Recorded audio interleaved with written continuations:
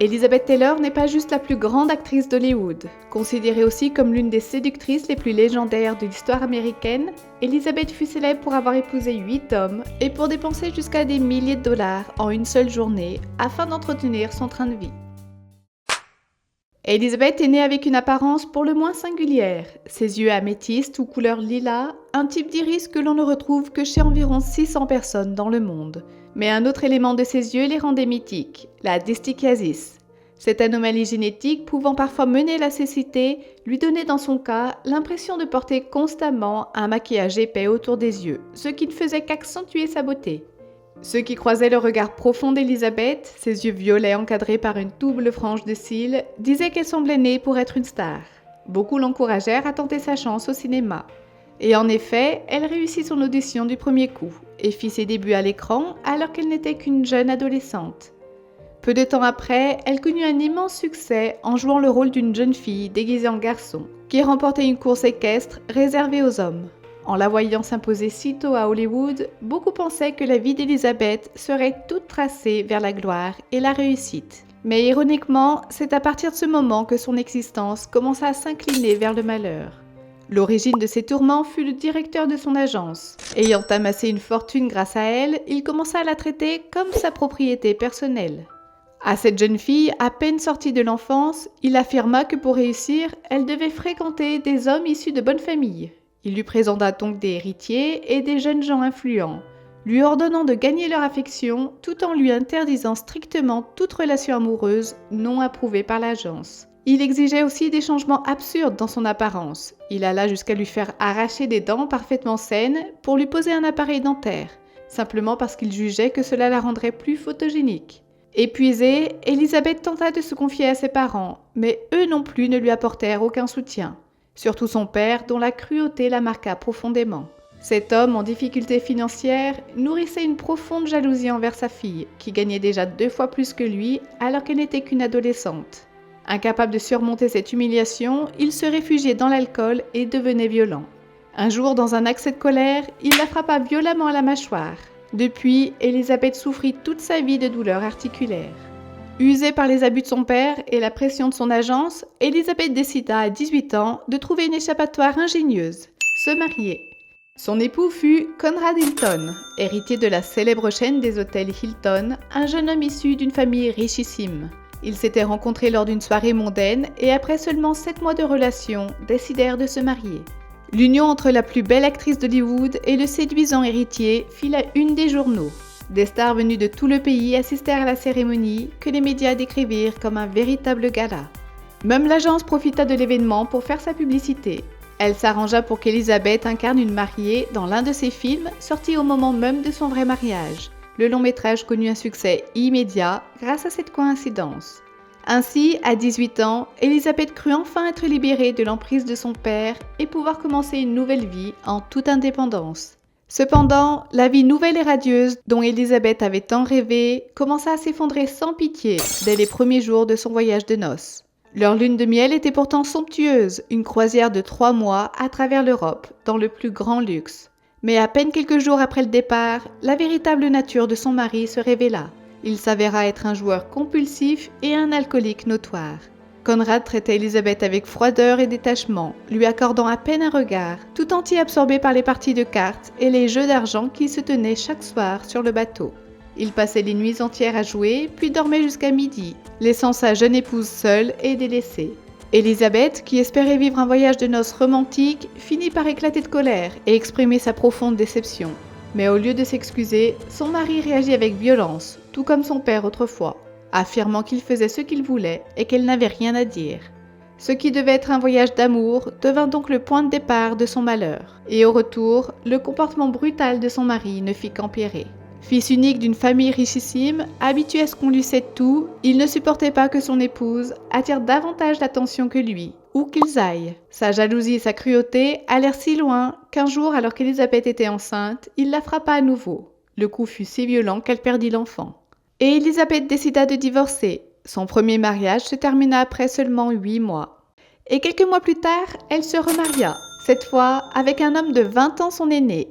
Elizabeth expliqua qu'elle avait choisi un homme plus âgé parce qu'elle désirait quelqu'un de plus stable, de plus mûr, sur qui elle pouvait s'appuyer. Son second mari, Michael Wilding, était acteur lui aussi, un comédien d'expérience qu'elle admirait et dont elle espérait apprendre beaucoup. Il lui semblait solide, rassurant, presque protecteur. De leur union naquirent 2 fils, et pendant un temps, Elizabeth crut enfin avoir trouvé la paix et le bonheur au sein de son foyer. Mais un jour, tout s'effondra à nouveau. En lisant un article de presse, Elizabeth découvrit une nouvelle bouleversante. Pendant qu'elle était partie en tournage, son mari avait organisé chez eux une fête débridée, en invitant 2 stripteaseuses, alors que même leurs enfants étaient confiés à ses parents. Et ce scandale n'était que la partie visible de l'iceberg. Peu après, elle apprit que son mari avait continué à entretenir une liaison avec son ex-petite amie, même après leur mariage. Apprendre tout cela, non par lui mais par les journaux, fut pour Elizabeth un choc terrible. Sa confiance s'effondra et le cœur brisé, elle décida une fois de plus de divorcer. À 24 ans à peine, après 2 divorces derrière elle, Elizabeth pensa enfin avoir trouvé le grand amour lors de son 3e mariage. L'heureux élu était le célèbre producteur de cinéma Mike Todd, connu dans le monde entier pour son film Le Tour du monde en 80 jours, couronné de 5 Oscars.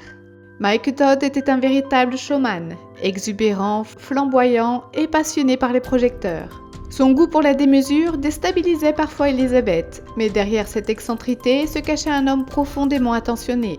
Mike la couvrait d'affection, lui répétait sans cesse combien il l'aimait et en véritable romantique, cuisinait pour elle des plats somptueux venus des 4 coins du monde. Dans ce 3e mariage, Elizabeth se sentit enfin comme une femme pleinement aimée, choyée et comblée.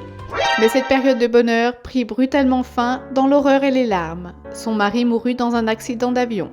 Ce jour-là, Mike s'envola à bord de son jet privé pour New York afin d'assister à une cérémonie de remise de prix. Elizabeth devait l'accompagner, mais victime d'une forte fièvre, elle resta alitée. Mike partit donc seul, et l'appareil s'écrasa peu après le décollage, ne laissant aucun survivant. Lorsque la nouvelle éclata, elle fit la une de tous les journaux.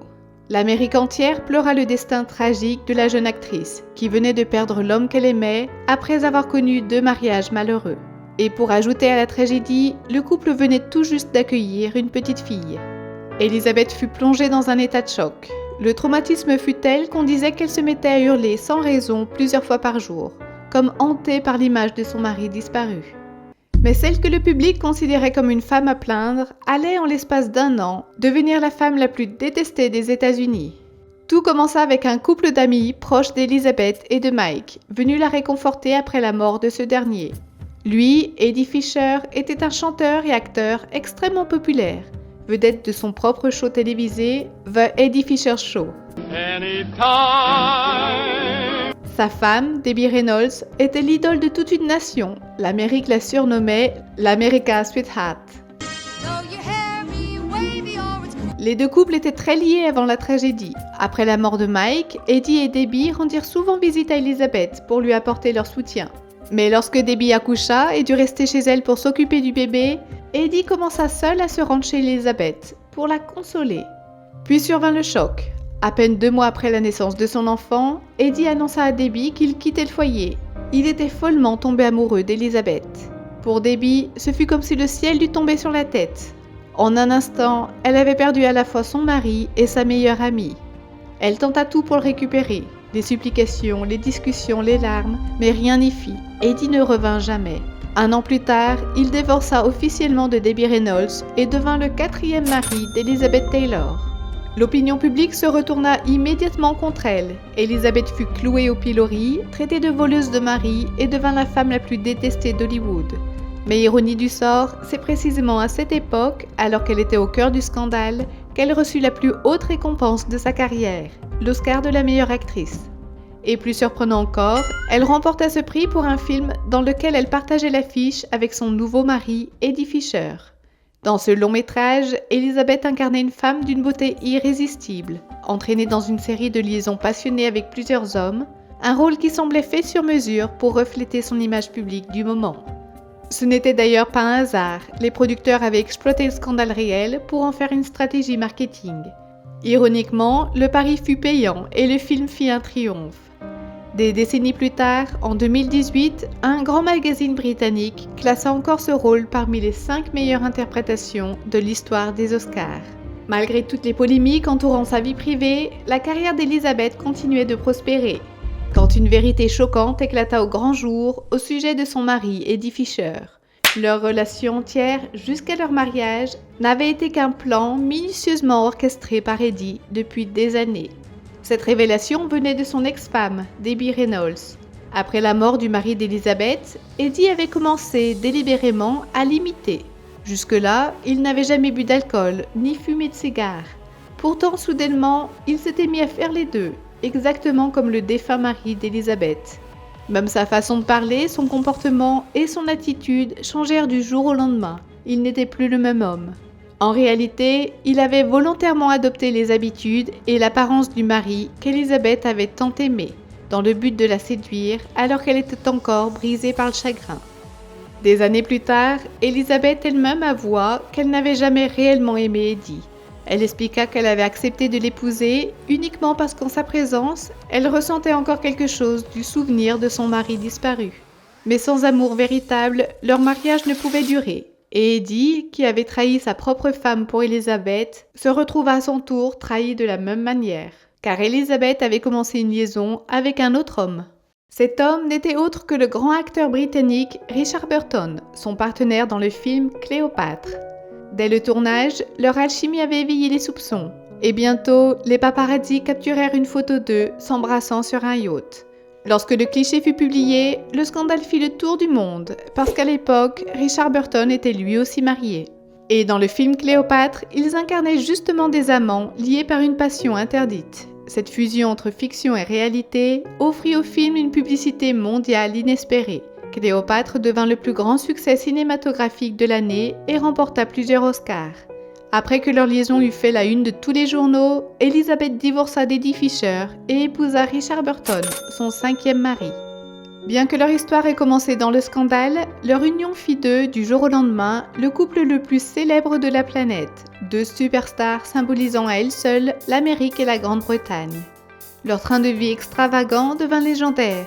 On disait que leurs dépenses quotidiennes atteignaient l'équivalent de 500 000 $ par jour. Ils achetaient tout ce qu'ils désiraient, bijoux rares, œuvres d'art, objets de luxe, sans jamais hésiter. Mais ils pouvaient se le permettre, leurs revenus étaient colossaux. Cléopâtre, à elle seule, rapporta l'équivalent de plus de 500 millions de $. Et Elizabeth ne cessait de battre des records de salaire à chaque nouveau film. Et malgré les scandales incessants, Elizabeth était devenue une figure irremplaçable du cinéma mondial. Mais cette immense popularité finit par devenir la cause de sa 5e rupture. Peu à peu, Richard Burton se mit à souffrir d'un profond complexe d'infériorité face à son épouse. Ils tournèrent ensemble 11 films, mais durant toutes ces années, Richard supporta de moins en moins que la lumière soit toujours braquée sur Elizabeth. Avec le temps, cette jalousie s'envenima jusqu'à ce qu'elle explose un jour. C'était lors de la cérémonie des Oscars. Tous deux étaient nommés pour le même film, elle pour le meilleur rôle féminin, lui pour le meilleur rôle masculin. Mais tandis que Richard perdit, Elizabeth, elle, remporta la statuette et reçut les honneurs du monde entier. Objectivement, elle le méritait. Pour incarner une femme de 50 ans, soit 20 de plus que son âge réel, elle avait pris de 15 kilos, teint ses cheveux en gris et s'était volontairement enlaidie pour le rôle. Pourtant, pour Richard, cette victoire fut la goutte de trop. Après des années à vivre dans l'ombre de son épouse, il ne se porta pas de l'avoir triomphé là où lui avait échoué. Heureusement, contrairement à certains des anciens maris d'Elizabeth, sa jalousie ne se transforma jamais en violence. Mais il retomba dans l'alcoolisme qu'il avait autrefois vaincu, et leur vie commune devint peu à peu impossible à sauver. Et puis un jour, le frère aîné de Richard, venu lui rendre visite pour lui offrir un peu de réconfort, fit une chute dans les escaliers et se retrouva paralysé du jour au lendemain. Peu de temps après, son état de santé se dégrada brutalement et il finit par mourir. Richard sombra dans une profonde dépression. Lui qui avait grandi sans parents venait de perdre l'être qui lui était le plus cher. Et ce drame le plongea encore davantage dans l'alcool. Lorsque, malgré les années, son état ne s'améliora pas, Elizabeth prit enfin la décision de mettre un terme à leur mariage. Mais même leur séparation réservait une tournure inattendue. À peine un an après leur divorce, Elizabeth et Richard se retrouvèrent. Richard avait soigné son alcoolisme et lui fit de nouveau sa demande en mariage. Élisabeth, qui répétait souvent que, mis à part son troisième mari, mort dans un accident d'avion, Richard était le seul homme qu'elle n'ait jamais vraiment aimé. Elle éprouvait toujours pour lui un attachement profond. À cette époque, elle venait tout juste de se remettre d'une grave pneumonie et pensait ne plus avoir beaucoup de temps à vivre. Persuadée que chaque instant comptait, elle accepta sa demande en mariage. Ainsi, ils se remarièrent dans un petit village d'Afrique. C'était le 6e mariage d'Élisabeth et leur 2e union ensemble. Mais cette réconciliation ne dura même pas 10 mois. L'alcoolisme de Richard revint le hanter et le mariage s'effondra une nouvelle fois. Après ce second divorce avec Richard, un autre tournant majeur bouleversa la vie d'Élisabeth. On découvrit que le diagnostic de cancer du poumon qu'elle avait reçu était en réalité erroné. Elle n'était pas condamnée. Libérée de la peur de mourir, elle retrouva une énergie nouvelle et reprit goût à la vie publique. C'est alors qu'un jour, lors d'une réception à l'ambassade britannique, elle fit la rencontre d'un homme politique nommé John Warner. Dès leur première entrevue, John se montra infatigable dans ses attentions, la couvrant d'égards et de compliments. Peu à peu, Élisabeth finit par céder, et à 44 ans, elle l'épousa. Ce fut son 7e mariage. Mais John Warner avait des intentions cachées. Il comptait bien exploiter la notoriété d'Élisabeth pour faire décoller sa carrière politique et gagner en popularité pendant les campagnes électorales. Et cette stratégie porta ses fruits. Contre toute attente, John Warner remporta l'élection en tant que républicain dans une circonscription démocrate depuis près d'un siècle. Un exploit historique gagné à seulement 0,4% d'écart. Et tout naturellement, beaucoup attribuèrent sa victoire à l'influence d'Élisabeth. Après leur mariage, elle l'accompagnait activement lors de nombreux événements, charmant le public et tout particulièrement les électrices, contribuant ainsi largement à sa popularité grandissante. Mais la fierté qu'Élisabeth avait d'abord ressentie en soutenant son mari s'éteignit rapidement. Dès que John Warner devint sénateur, il commença à la négliger. Souvent absent, absorbé par ses affaires politiques, il laissa Élisabeth sombrer dans une profonde solitude. Et bien qu'il passât très peu de temps avec elle, il exigeait toujours qu'elle l'accompagne aux événements officiels, lui dictant jusqu'à sa tenue et sa coiffure, comme si elle n'était qu'un accessoire destiné à renforcer son image. Un jour, alors qu'elle était sortie, il alla jusqu'à se débarrasser de tous ses animaux de compagnie, sous prétexte qu'ils ne correspondaient pas à l'image que devait avoir la femme d'un homme politique. Élisabeth, incapable de supporter plus longtemps ce traitement, décida de se venger publiquement. Lors d'un événement du Parti républicain, organisé par son mari, celui-ci avait expressément demandé de ne rien porter de bleu, couleur associée aux démocrates. Élisabeth se présenta alors dans une robe violette, subtilement teintée de bleu. Le visage de John vira au rouge vif, sous l'effet de la colère. À partir de ce jour, leur relation se détériora à grande vitesse. Pour une femme comme Élisabeth, star mondiale et symbole d'indépendance, le rôle effacé et silencieux d'une épouse de sénateur ne pouvait être qu'une cage dorée. Ce mariage fut peut-être le plus épuisant émotionnellement de tous ceux qu'elle avait connus. Pour la première fois de sa vie, elle développa des troubles alimentaires. Elle, autrefois admirée pour son élégance et sa beauté, dépassa bientôt les 80 kilos. Un matin, en croisant son reflet dans le miroir, elle comprit que si elle restait dans ce mariage, elle finirait par se perdre totalement. Elle prit donc la décision de demander le 7e divorce de sa vie. Après la séparation, Élisabeth se tourna vers le seul homme qu'elle regrettait encore profondément. Son ancien mari Richard Burton, celui avec qui elle avait partagé 2 mariages et 2 divorces. Elle le contacta avec une proposition, jouer ensemble dans sa prochaine pièce de théâtre. L'histoire de la pièce était hautement symbolique. Elle racontait celle d'un couple divorcé qui, en lune de miel avec leur nouveau conjoint, se recroise par hasard et finit par retomber amoureux, quittant leur partenaire pour se retrouver. Richard accepta. Pour la première fois depuis près de 10 ans, ils montèrent ensemble sur scène. La nouvelle du retour du couple le plus célèbre du monde fit aussitôt le tour de la planète, et les billets se vendirent en à peine 3 heures. Mais cette situation rendit très nerveuse la jeune compagne de Richard, de 23 ans sa cadette. Apprenant qu'il allait partir en tournée avec Élisabeth, elle fut terrorisée à l'idée qu'il puisse raviver sa flamme pour son ex-femme, au point de passer des nuits entières sans dormir. Richard tenta de la rassurer, affirmant qu'il ne s'agissait que de travail. Mais voyant son inquiétude persister, il finit par l'épouser en pleine tournée. Ainsi, malgré les espoirs du public, Richard et Élisabeth ne se retrouvèrent jamais amoureusement. La pièce, portée par le battage médiatique autour de leur réunion, fut un succès commercial, mais le jeu d'Élisabeth fut sévèrement critiqué. À cette époque, elle luttait contre une grave dépendance aux médicaments, conséquence d'années de douleurs dorsales pour lesquelles elle avait abusé des analgésiques. Son état physique et mental s'était gravement détérioré et cela se voyait sur scène. Consciente qu'elle ne pouvait plus continuer ainsi, Elisabeth finit par se faire interner dans une clinique de désintoxication. C'est là qu'elle rencontra celui qui allait devenir son dernier mari, Larry Fortensky, un simple ouvrier en bâtiment de 20 ans son cadet. Après une vie passée auprès de milliardaires, d'acteurs et d'hommes politiques, Elisabeth fut séduite par la simplicité et l'humilité de cet homme. Un Américain ordinaire, sans diplôme, qui avait toujours vécu de son travail manuel. Après 3 ans de relation, ils se marièrent, dans l'un des mariages les plus médiatisés de l'histoire d'Hollywood. Et pour cause, le maître de cérémonie n'était autre que Michael Jackson. Michael avait non seulement organisé la cérémonie dans son propre manoir, mais aussi pris en charge tous les frais du mariage, parce que les 2 artistes partageaient une amitié très profonde. Leur lien était né plusieurs années auparavant, dans des circonstances étonnantes. En 1984, alors qu'ils ne se connaissaient à peine, Elisabeth avait quitté l'un des concerts de Michael Jackson avant la fin. En la voyant partir, Michael fut bouleversé, persuadé qu'elle avait détesté le spectacle. Il réussit à obtenir son numéro et l'appela personnellement pour s'excuser. Mais Elisabeth lui expliqua aussitôt qu'elle n'était pas partie à cause du concert. Elle souffrait simplement de violentes douleurs au dos, aggravées par les sièges inconfortables. Le malentendu dissipé, ils se mirent à parler longuement et découvrirent à quel point ils se ressemblaient.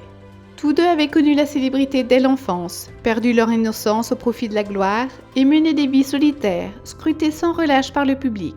De cette douleur commune naquit une amitié sincère et indéfectible qui culmina lorsque Michael célébra leur mariage.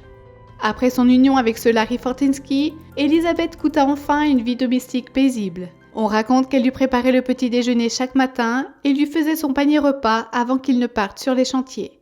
Mais ce bonheur simple ne dura pas. Les critiques des médias et le harcèlement des tabloïds ne tardèrent pas à s'abattre sur le couple. La différence sociale entre eux fit les gros titres. La presse traita son mari de profiteur, prétendant qu'il l'avait épousée pour son argent. En réalité, il continua de travailler sur les chantiers, même après le mariage, refusant toute dépense financière.